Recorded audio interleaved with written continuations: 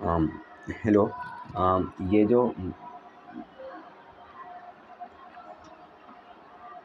Hello ये BDC की general anatomy है। और ये जो चैप्टर है, फर्स्ट चैप्टर है इंट्रोडक्शन। इसके अंदर हम एनाटमी का बेसिक जो हमारे कंसेप्ट हैं या जो इंट्रोडक्शन है वो पढ़ेंगे। इसकी जो हेडिंग्स हैं वो कुछ इस तरह हैं, जैसे सब डिवीज़न ऑफ एनाटमी होगी, हिस्ट्री होगी, थोड़ी बहुत एनाटमिकल नोमेनक्लेचर आएंगे। इसके अंदर जो हम टर्म्स यूज़ करते हैं, थोड़ी बहुत मूवमेंट्स के बारे में पढ़ेंगे। और इसके अंदर इस तरह से फर्दर इसके सिस्टम्स होंगे, एनाटॉमिकल टर्मिनोलॉजीज़ वगैरह जो होंगी हम इसके अंदर पढ़ेंगे, बेसिक से आइडिया लेंगे। और ये इसकी इम्पोर्टेंस एग्ज़ाम के पॉइंट ऑफ व्यू से तो बहुत कम है। एमसीक्यूज़ वगैरह में अगर आ जाए तो आ जाए, और वाइवा वगैरह में कुछ चीज़ें पूछी जा सकती हैं। इस चैप्टर को मैं 3 पार्ट्स के अंदर डिवाइड करूँगा। एक के अंदर बेसिक इंट्रोडक्शन हो जाएगा, उसके अंदर टाइप्स ऑफ एनाटमी आ जाएगी, हिस्ट्री का थोड़ा बहुत एनाटॉमिकल नोमेनक्लेचर, और लैंग्वेज ऑफ एनाटमी में हम पोजीशन तक कर लेंगे। फिर टर्म्स जो यूज़ होंगी डिफरेंट पार्ट में, फॉर एग्जांपल ट्रंक में, नेक में, और बॉडी मूवमेंट्स वगैरह के अंदर होंगी, बोन्स में, मसल्स में, ये सारी हम सेकंड पार्ट में कवर कर लेंगे। फिर जो थर्ड पार्ट होगा उसमें सिस्टम ऑफ द बॉडी, और उसके साथ हम कोशिश करेंगे कि क्लिनिकल एनाटमी जो है हम निपटा लें। उसके बाद एक फर्दर टेस्ट टाइप का और एक रिवीजन जो होंगे, इम्पोर्टेंट पॉइंट्स होंगे वो हम कर लेंगे, और कुछ एमसीक्यू हम इस चैप्टर से रिलेटेड करेंगे। तो हम वीडियो स्टार्ट करते हैं इंट्रोडक्शन से। इस इंट्रोडक्टरी पार्ट के अंदर सबसे ज़्यादा जो काम की चीज़ है बस वो ये है, एनाटमी की definition. Human anatomy is a science which deals with the structure of the human body. ये एग्ज़ाम के पॉइंट ऑफ व्यू से इम्पोर्टेंट नहीं है, वाइवा वगैरह के अंदर पूछी जा सकती है। एक ह्यूमन एनाटमी जो है वो साइंस है जो डील्स करती है structure of the human body से। इसमें एक चीज़ ये है, अगर याद करना चाहें तो कर सकते हैं। एनाटमी जो है वो डिराइव हुआ है ग्रीक वर्ड से, जो कि एनाटोम से, ग्रीक वर्ड एनाटोम से। इसका मीनिंग है कटिंग अप, और डायसेक्शन जो है वो लैटिन में इक्विवेलेंट है ग्रीक एनाटोम के। डायसेक्शन और एनाटमी जो है सिनोनिम्स के तौर पर यूज़ किया जाता है, लेकिन ये गलत है एक तरीके से, क्योंकि एनाटमी जो है एक वाइड फील्ड ऑफ स्टडी है, और डायसेक्शन एक टेक्निक है जिसके अंदर हम डायसेक्ट करते हैं या कट करते हैं बॉडी को। इसके बाद अब हम सब डिविजन्स ऑफ एनाटमी की बात करते हैं। इनिशियली जो था डायसेक्शन एनाटमी जो थी, मेनली स्टडी सिर्फ डायसेक्शन के थ्रू की जाती थी। फिर जब मॉडर्न एनाटमी थोड़ी एडवांस हुई तो उसने अपनी ब्रांचेज या डिवाइड करा, इसमें सब डिवीजन करे। जैसे कैडेवरिक हो गई हमारी, लिविंग एनाटमी हो गई, एम्ब्रियोलॉजी, रेडियोलॉजी, हिस्टोलॉजी वगैरह वगैरह, इसमें कई सारी आए हैं। तो अब हम इनकी सिर्फ हेडिंग्स पढ़ते हैं और उसे निकाल दें। फर्स्ट है कैडेवरिक एनाटमी। कैडेवरिक एनाटमी क्या हुई, नाम में ही है, कैडेवर की जो एनाटमी होगी उसकी होगी। एक जो हम डेड बॉडी पे,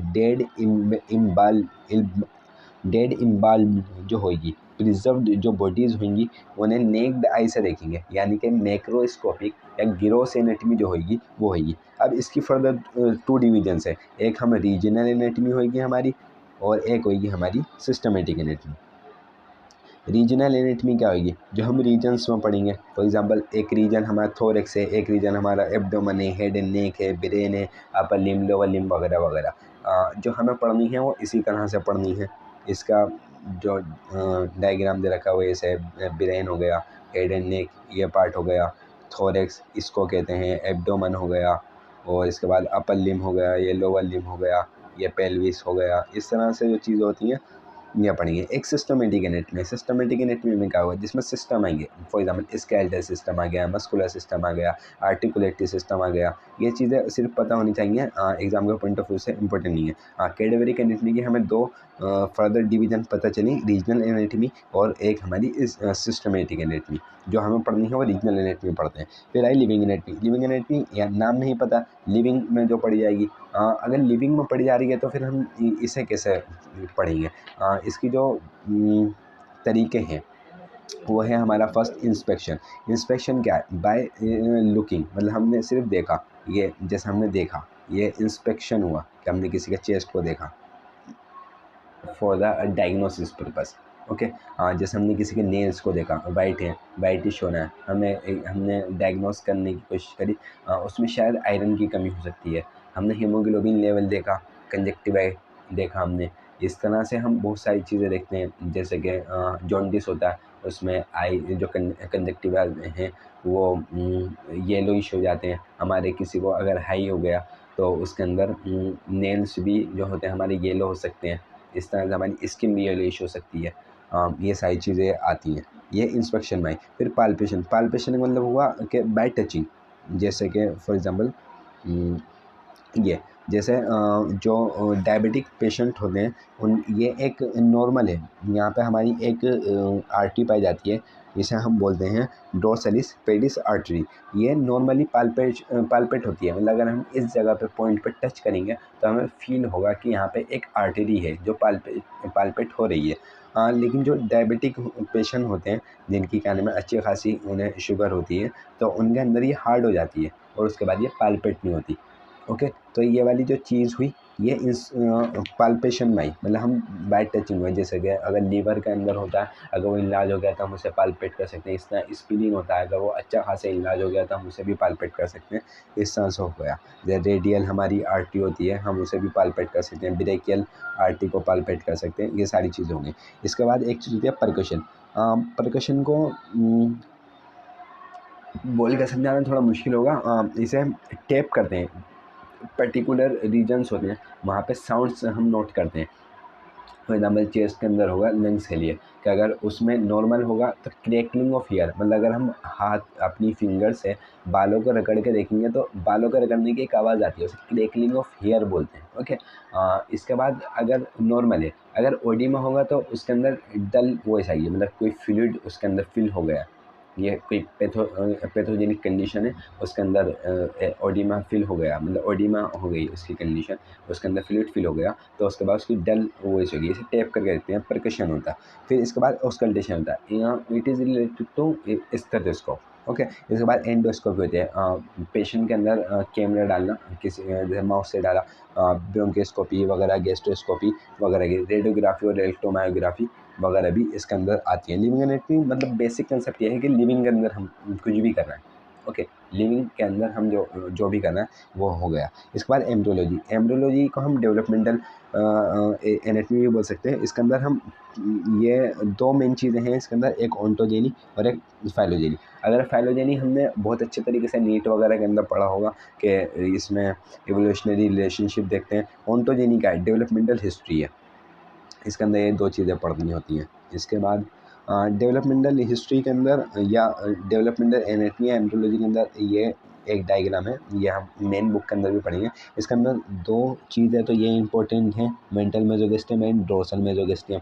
इनमें कुछ कुछ ऑर्गन डेवलप होते हैं। एक चीज़ अगर आप याद रख सकें तो रख लें, वैसे इसे आप फर्दर डिटेल से पढ़ेंगे कि स्प्लीन जो होता है डोर्सल मेसोगेस्टियम के अंदर डेवलप होता है। और ये जो दिख रहा है आपको ट्यूब, ये है हमारे गट्स, यानी कि फोर गट यहाँ तक, ये मिड गट और ये hind gut. Fore gut up to second part of duodenum तक होता है, ये याद रख लें। ड्यूडिनम का कुछ पार्ट फोर गट डेवलप करता है और कुछ पार्ट मिड गट से होता है। फिर ट्रांसफर्स कॉलम तक कुछ पार्ट उसका मिड गट से डेवलप होता है और बाकी का फिर हिंड गट से होता है। इसके अंदर ये जो आपको रेड कलर की आर्टरी दिख रही है ये हमारे आयोटा है। इसकी जो तीन मेन ब्रांच है, सिलिएक आर्टरी, सुपर मेजेंटिक, सुपीरियर मेजेंटिक और हमारी इन्फीरियर मेजेंटिक। सुपीरियर मेजेंटिक वो सिलिएक आर्टरी जो है वो फोरगट को सप्लाई करती है, सुपीरियर मेजेंटिक जो है वो हमारी मिड गट को, और जो हमारी इन्फीरियर मेजेंटिक है वो हिंड गट को सप्लाई करती है। इसमें और कुछ नहीं है। एक मेजेंट्री है, वो आगे फर्दर उसमें डिस्कस करेंगे मेजेंट्री, उसका फिर अलग कंसेप्ट होता है, पेरिटोनियम वगैरह की बात आएगी वो जब करेंगे। फिर हिस्टोलॉजी, हिस्टोलॉजी का जो मेन फंक्शन है, हमारा जो इम्पोर्टेंस है वो फिजियोलॉजी के अंदर। हिस्टोलॉजी के अंदर हम अभी हमने देखा था कैडेवरिक एनाटॉमी के अंदर हमने बोला था कि मैक्रोस्कोपिक है क्योंकि नेक डाई से देखना है। इसके अंदर हम माइक्रोस्कोप की मदद लेना तो माइक्रोस्कोपिक स्टडी हो गई। ओके, स्लाइड्स वगैरह जो बना करके देखते हैं। एक सरफेस एनाटॉमी, या से हम टोपोग्राफिक भी बोल सकते हैं, ये होती है इज द सरफेस एनाटॉमी क्या है, is the study of deeper parts of the body in relation to the skin surface. इसमें भी पाल्पेटिंग वगैरह होती है, वही वाली जो हमारी डोर्सल स्पेडिस आर्टरी वगैरह हो गई। क्लिनिकल प्रैक्टिस में और सर्जिकल ऑपरेशंस वगैरह के अंदर इसकी इंपॉर्टेंस होती है। मतलब इसमें यही होता है, जो हम सरफेस से बॉडी सरफेस से हम डायग्नोस बना सकें, वो चीज़ें इसके अंदर कवर हुई। ओके, इसके बाद हम बात करेंगे रेडियोग्राफिक एंड इमेजिंग की। इसके अंदर सीधी सीधी बात है, सीटी स्कैन्स वगैरह इसके अंदर आएंगे, उसकी बेसिस पर होंगे। जैसे कि इसकी इम्पोर्टेंस क्या, जैसे ये सीटी स्कैन है चेस्ट का, एक्सरे है, ये दिख रहा है आपको, हार्ट है, ये दिख रहा है आपको, ये हमारा स्टर्नम होगा, ये हमारे लंग्स होंगे, ये हमारा डायफ्राम होगा, ओके, ये हमारी रिब्स हैं, ओके, ये हमारी क्लेविकल है, ओके। ये सारी चीज़ें हमें दिख रही हैं। अब अगर इसमें कोई पैथोजेनिक डिसीज़ है तो ये कुछ एबनॉर्मल होगा, हमें नॉर्मल भी पता है, हमें एबनॉर्मल भी पता होगा। ये इस तरह से हमारा हार्ट हो गया, इसके ऊपर हमारा स्टर्नम वगैरह हो गया, यहाँ पे शोल्डर जॉइंट ये दिख रहा है हमें, इस तरह से चीज़ हो गई। इसका एक और डायग्राम ये रहा, ये दूसरी बुक से लिया है। ये हमारा हार्ट हो गया, ये हमारे लंग्स हो गए, ओके, ये स्टर्नम हो गई हमारी, ये हमारा शोल्डर जॉइंट हो गया, ये वाली क्लेविकल हो गई है। इस तरह से हमें इन चीज़ों से होती है, ये हमारे रेडियोग्राफी के अंदर आ गया। इसके बाद है हमारी कंपैरेटिव एनाटॉमी। मतलब कंपैरेटिव एनाटॉमी ये होगा जैसे हम ह्यूमन को एप्स के साथ कंपेयर करें, हमारे अंदर भी एक डाइजेस्टिव सिस्टम है, उनके अंदर भी डाइजेस्टिव सिस्टम है, डिफरेंस कहाँ पर है और सिमिलरिटीज़ कहाँ पर है। जैसे बैक्टीरिया के अंदर हो गया, बैक्टीरिया को फंगस से करा, ये भी कंपैरेटिव एनाटॉमी में आ गई। और अगर हम ह्यूमन से ही करते हैं ना, ह्यूमन और हॉर्स में क्या डिफरेंस है या सिमिलरिटीज़ हैं, इस तरह से हम बात जो करेंगे कंपेरिजन की, तो उसके अंदर ये वाली बात आएगी। फिर आएगा फिजिकल एंथ्रोपोलॉजी, इसके अंदर होते हैं डिफरेंट रेसेस की हम बात करेंगे या ग्रुप्स ऑफ पीपल की बात करेंगे, और उनके प्रीहिस्टोरिक रिमेन्स के अंदर जैसे यूरोपियंस हैं और एशियंस हैं, इनके अंदर हाइट कैसी है, इनका स्किन कलर कैसा है, इनके बालों का टेक्सचर कैसा है, ये मस्कुलाइन होते हैं कैसे होते हैं, इनमें इनका डाइजेस्टिव सिस्टम कैसा होता है, इनका बीएमआर जनरली कैसा होता है, इस तरह की बात करिए। हाँ, इंडिविजुअल पर्सन की सबकी अलग होगी, लेकिन एक हम अगर डिफरेंट रेसेस की बात करें तो ना एक रेंज बनती है कि इस हाइट के लोग होते हैं, तो हम देखेंगे वहाँ पे इस हाइट के होते हैं, लॉन्ग होते हैं, उनकी बोन्स कैसी होती हैं, इस तरह की बात होगी। डिफरेंट इन्वायरमेंटल के उसके इफ़ेक्ट पड़ते हैं। इसके बाद हम 9th में आएंगे, ये उसका हो गया, इसमें हम बात करना है अप्लाइड एनाटॉमी। ये सबसे ज़्यादा इंपॉर्टेंट है, क्लिनिकल एनाटॉमी और अप्लाइड एनाटॉमी। हम हर पार्ट के बाद, हम हर सब्जेक्ट, हर टॉपिक के बाद एक अप्लाइड एनाटॉमी हर चीज़ की पढ़ेंगे। ये होती है जो हमने नॉलेज करी, एनाटॉमिकल नॉलेज मिलेगी ना हमें, हम उसे क्लिनिकली या सर्जिकली हम उसे किस तरह से अप्लाई कर सकते हैं, वो अप्लाइड एनाटॉमी के अंदर आएगी। फॉर एग्जांपल ये दे रखा है हमें ह्यूमलियस बोन, सही है, ये उसका हेड हो गया, ये उसका हेड हो गया, ये उसकी बॉडी हो गई, ये उसका लास्ट पार्ट हो गया। 3 नर्व हैं इसके पास, एक एक्सिलरी, एक रेडियल हो गई और एक हमारी अल्नर नर्व हो गई, ओके। इसे मैं इरेज कर रहा हूँ। हमारे साथ कुछ ऐसा हादसा हुआ, एक्सीडेंट हो गया या कुछ भी हुआ, हमारी जो बोन है ब्रेक हो गई, डैमेज हो गई, इसके साथ नर्व भी डैमेज होगी, radial nerve. Radial nerve bone अकेली तो पाई नहीं जाती, इसके साथ मसल से एसोसिएट होंगी। नर्व पास में है तो यही नर्व उन्हें सप्लाई करती होगी। अगर ये नर्व डैमेज हो गई तो उसकी सप्लाई भी ब्रेक होगी। अगर सप्लाई ब्रेक होगी तो उनका जो फंक्शन था या तो प्रॉपर नहीं होगा या फिर बिल्कुल ही नहीं होगा, उनका एक्शन रुकेगा, यानी कि पैरालाइज भी हो सकता है या फिर डिसफंक्शन हो सकता है, कुछ भी हो सकता है। वो कंडीशन होगी कि किस तरह से टूटी है। तो इससे हमें ये क्लिनिकल एनाटॉमी है, हमें ये पता था, हमारी नॉलेज ये थी कि जो ह्यूमरस है उसकी जो बॉडी है वहाँ पे हमारी रेडियल नर्व पाई जाती है। अब हमारे पास कोई पेशेंट आया, उसकी रेडियल नर्व ह्यूमरस बोन है वो पूरी तरह से टूट गई है, तो अब हमारे जहन में ये आना चाहिए कि हो सकता है कि उसकी रेडियल नर्व भी डैमेज हो गई हो।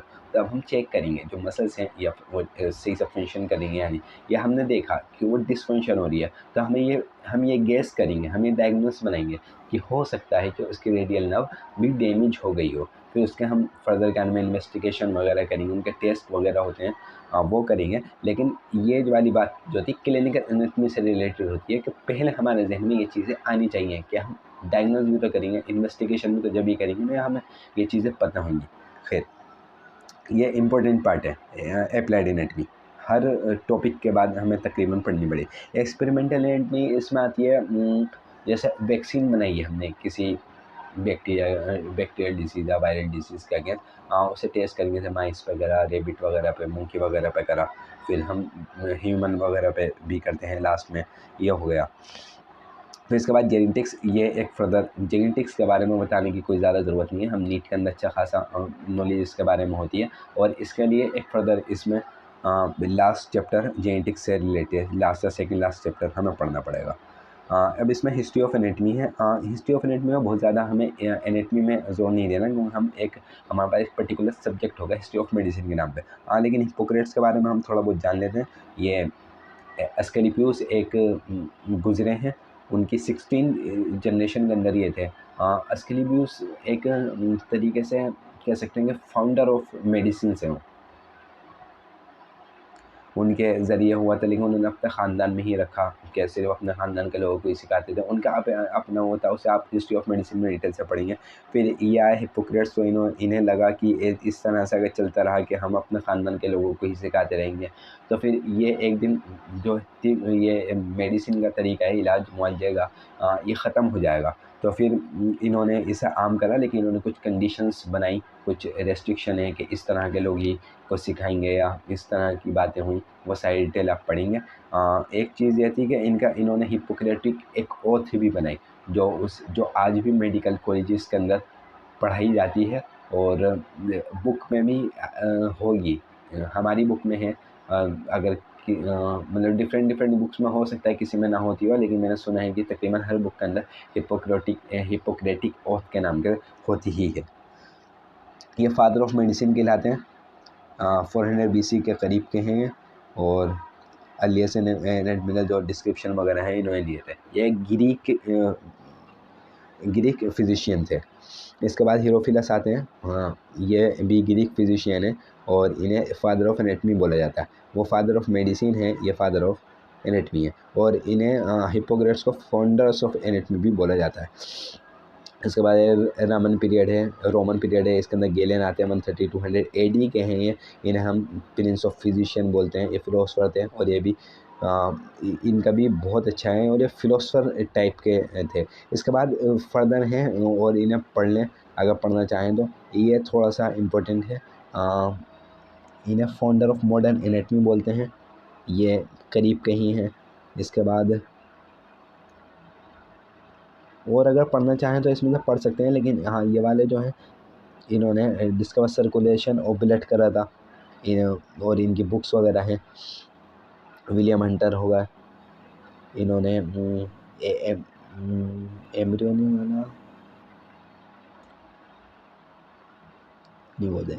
हाँ, इसके बाद फर्दर अगर आपको पढ़नी हो तो इसे सिर्फ पढ़ सकते हैं, एग्ज़ाम में इस पार्ट से कुछ नहीं आता, इतनी ज़्यादा इंपॉर्टेंस नहीं होती, फिर इसमें कुछ और दिए जाएंगे। एनाटॉमिकल नोमेनक्लेचर, इसकी भी कोई ज़्यादा हाई यील्ड टॉपिक नहीं है। हाँ, बस इसमें ये देख लेना है, BNA ने एक कमेटी टाइप बनाई थी, उसके अंदर इन्होंने गेलेन ने शुरू करा था नोमेनक्लेचर, फिर उसके बाद BNA बनी, उन्होंने कुछ टर्म्स बनाए, फिर उन्होंने लगा कि कुछ रूल्स बने, जैसे हमने ICBN वगैरह पढ़ रखा है, उसके अंदर नोमेनक्लेचर के रूल्स वगैरह जो होते हैं। इन्होंने फिर 6 रूल्स बनाए कि जो ईच पार्ट होगा वो उसका एक ही नेम होगा। ऑब्वियसली बात है, नोमेनक्लेचर का मकसद ही ये होता है। लैटिन में होगा क्योंकि डेड लैंग्वेज होती है, ताकि इसकी मीनिंग्स वगैरह चेंज ना हो। फिर जो ईच टर्म होगा shall be as short and simple as possible, ताकि याद रखने में आसानी रहे। The term shall be merely memory sign, उनके अंदर कुछ मेमोरी साइंस होने चाहिए कि आसानी से याद हो। मतलब कि मिलते जुलते से नाम हो, जैसे फीमोरल, जैसे कि फीमोरल आर्टरी हुई, फीमरस के पास है तो फीमोरल आर्टरी हो गई, या इस तरह से कुछ हों से सुपीरियर इन्फीरियर हो, जो होता है मेजर ड्यूडेनल पेपिला होता है, माइनर ड्यूडेनल पेपिला होता है। इस तरह से हमें चीज़ें याद रहेंगी। The related terms shall be similar. For example जैसे फीमरस के पास है, फीमोरल आर्टरी हो गया, फीमोरल वेन हो गया, फीमोरल नर्व हो गया, सही है। फीमरस के पास है आर्टरी भी इसी के नाम की, नर्व भी इसी के नाम की, और वेन भी इसी के नाम की होगी। फिर इसके बाद जो ये हुई हैं adjective shall be arrange as opposite, मतलब कि जैसे major duodenal papilla, minor duodenal papilla हो गया, जैसे सुपीरियर रेक्टस, माइनर रेक्टस हो गया, और इस तरह से जो होते हैं सुपीरियर और बैटल फिशर हो गया, इन्फीरियर और बैटल फिशर हो गया, इस तरह की चीज़ें इन्होंने बताई। तो इसकी फर्दर इन्होंने डिटेल बताई है, नॉट हाई यील्ड, इसे छोड़ सकते हैं। इसके बाद हम लैंग्वेज ऑफ एनेटमी की बात करते हैं। और लैंग्वेज ऑफ एनाटमी के अंदर हम पोजीशंस पढ़ेंगे। इसके अंदर पोजीशंस बहुत सारी हैं एनाटमी के अंदर। इसकी इंपॉर्टेंस ये है, फॉर एग्जांपल आप ओटी में गए, आपसे आपके सीनियर्स ने कहा कि आज पेशेंट को सुपाइन पोजीशन के अंदर लिटाना है और उसका ये सर्जरी करनी है या उसका कुछ करना है। आपको अगर सुपाइन पोजीशन नहीं पता तो एक इंसल्ट फील होगी और सीनियर्स को गुस्सा भी आ सकता है। खैर ये बेसिक सी चीज़ें हमें ये पता होनी चाहिए। एनाटॉमिकल पोजीशन की बात करते हैं, ये वाइवा के लिए इम्पोर्टेंट चीज़ है, ये मतलब पूछी जा सकती है। When a person is standing, ये स्टैंडिंग है। When eyes looking forward, eyes looking forward है, ओके। और इसके बाद जो हमारे आर्म्स होंगे साइड में होने चाहिए, side of body, palms facing forwards, both feet together, the position is anatomical position. दोबारा बोलता हूँ, जो पर्सन है, person is standing straight with eyes looking forwards, both arms by the side of the body, okay, and palms facing forwards, both feet together, this position is anatomical position, okay. ये सारे points रटी भी होनी चाहिए ये वाली चीज़, okay. इसके बाद supine position ये भी है। When a person is lying on his back, arms by the side, palm facing upward and feet put together, the position is supine position. ये वाली पोजीशन सुपाइन है। इसके बाद प्रोन पोजीशन है, इसमें थोड़ा उल्टा हो गया। Person lying on her face, chest and abdomen is set to be prone position, okay. एक लिथोटोमी है। लिथोटोमी ये वाली पोजीशन होती है similar to person lying on her back with legs up and feet supported in steps, इसे steps बोलते हैं। ये जो है स्टैंड टाइप, इसे स्टेप्स बोलेंगे हम। और ये this position is mostly use during delivery of the baby, लेकिन सिर्फ डिलीवरी में ही काम नहीं आती। हेमराइड में, मतलब मोस्टली कॉमन जो है डिलीवरी ऑफ द बेबी में काम में आती है। इसके अलावा हेमराइड में भी हो सकती है और एनल या वजाइनल एग्जामिनेशन के अंदर भी ये वाली पोजीशन काम में आ सकती है। इसके बाद और भी फर्दर है, लेकिन हमारे काम की मेनली यही है। इसके बाद हम प्लेन्स पढ़ते हैं। प्लेन्स के बाद हमारा टॉपिक आज का ख़त्म हो जाएगा, फिर हम सेकंड पार्ट में करेंगे। प्लेन्स जो होते हैं इनकी इम्पोर्टेंस सीटी स्कैन्स में होती है। सीटी स्कैन्स के अंदर ये प्लेन्स की इम्पोर्टेंस है, वो जब आप फर्दर पढ़ेंगे रेडियोलॉजी वाला इसमें एक चैप्टर आएगा, उसके अंदर इसकी डिटेल बात कर लेंगे। हम इसमें बहुत 3-4 प्लेन ही पढ़ेंगे। एक प्लेन होगा passing through the centre of the body, लेकिन सेंटर ऑफ द बॉडी से पास हुआ, okay. Dividing into 2 equal right and left half is the median और मिड सेजाइटल प्लेन, यानी कि एक बीच में से जो लाइन गई है उसने equal right and left house के अंदर डिवाइड कर दिया, उसे हम मीडियन या मिड सेजाइटल प्लेन बोलेंगे, ओके। अब इस प्लेन के पैरेलल कितने सारे प्लेन हो सकते हैं, ये भी होगा, ये भी होगा, इसके पैरेलल सारे सेजाइटल प्लेन है, ओके। यहाँ पे बना हुआ है डायग्राम में, इस आप देख सकते हैं। मीडियन और मिड सेजाइटल प्लेन हो गया, इसका पैरेलल वाला सेजाइटल प्लेन हो गया, ओके।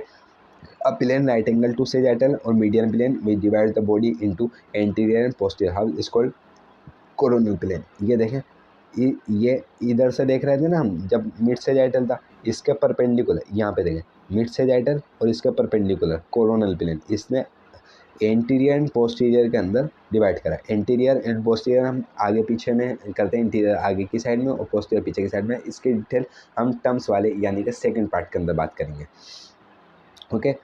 इसके बाद जो थर्ड है हमारा हॉरिजॉन्टल प्लेन है। A plane right angles to both sagittal and coronal plane which divide the body into a transverse और हॉरिजॉन्टल प्लेन, ये दिया इसने करा। ये जो करता है सुपीरियर इंफीरियर में करता है, अपर एंड लोअर पार्ट में डिवाइड करता है। इक्वल हाफ्स वाली सिर्फ मीडियन या मिड सेजाइटल प्लेन करता है, और किसी भी इसमें हमें इक्वल हाफ्स नहीं करना, अपर एंड लोअर, ओके, या हम इंटीरियर पोस्टीरियर बोलेंगे। इसी तरह सेजाइटल के अंदर हम बोलेंगे कि राइट एंड लेफ्ट, सिर्फ मीडियन प्लेन या मिड सेजाइटल प्लेन के अंदर हम equal right and left house बोलेंगे, ओके। ये वाला होगा। इसके बाद ये नेक्स्ट टॉपिक का पार्ट है। एक ओब्लिक लाइन होती है कि any other plane coronal transverse में मिड सेजाइटल, इसके बाद इसे ओब्लिक लाइन बोलेंगे। इनकी बहुत ज़्यादा ज़रूरत नहीं है, इसकी भी ज़रूरत नहीं है। अब जो हमारा नेक्स्ट टॉपिक है terms use in relation trunk वगैरह है, इसे हम फर्दर नेक्स्ट पार्ट के अंदर करेंगे, ओके बाय।